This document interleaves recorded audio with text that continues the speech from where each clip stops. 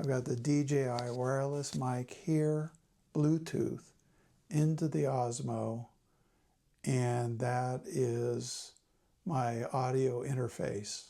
I've really maxed out the gain on the receiver, so it's pumping it out, and I've toned down the gain on the transmitter. So this is the Shure, and I've set its gain down. I'm looking at the IVI, and down below I have this little Mac Mini, which is doing a pretty nice job.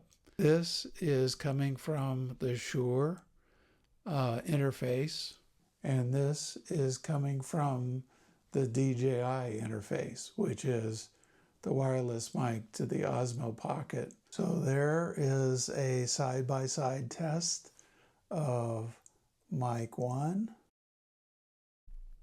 and mic 2. One is a Shure interface, and the other is the DJI interface. And from what I'm seeing, they're pretty close.